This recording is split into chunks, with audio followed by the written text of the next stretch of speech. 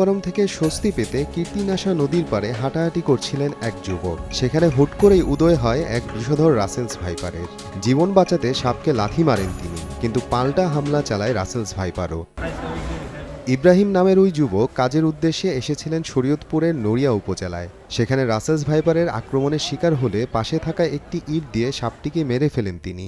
পরে আহত অবস্থায় তাকে ভর্তি করা হয় জেলা সদর হাসপাতালে। কারেন্ট যাওয়ার পরে তারা রুমে থেকে বের হয়েছে বাজার দিকে বের হওয়ার পরে ওই সাপে নাকি কামড় দিচ্ছে।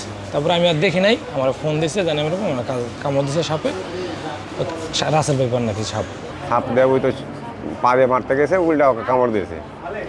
তারপর একটা ইট ছিল, ইট দিয়ে ওকে মারার পরে তারপরে ওই জায়গাটা টিপায় রক্ত বাইর করে আর পরে গাঞ্জি দিয়ে পায়ে বাঁধন দিয়েছে। বাঁধন দেওয়ার পরে মহাজনে ফোন দিয়েছে, মহাজন তখন আইসে তাকে মেডিকেল নিয়ে এসছে। বাসা থেকে বাড়ার পর আপনার ওই নড়িয়া ব্রিজের ঘুরে গেছি, ওখানে বাতাস খাওয়ান যায়, ওখানে গিয়ে কতক্ষণ খারাইছি।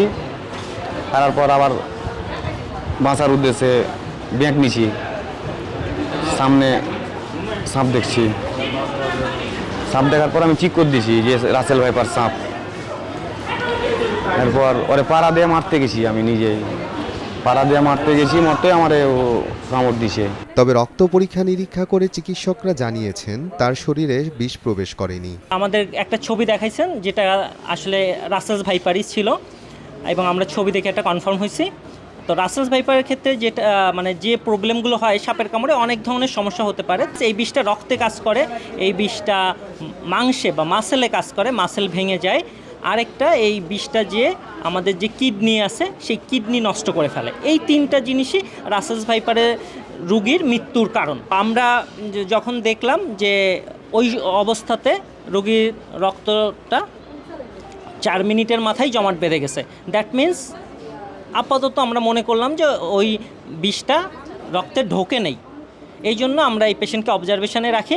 মোহাম্মদ ইব্রাহিম চাঁপাইনবাবগঞ্জ জেলার ভোলাহাট থানার মোহাম্মদ মুকলেসের ছেলে। তিনি পেশায় গাড়ি চালক। সময় সংবাদ, শরীয়তপুর।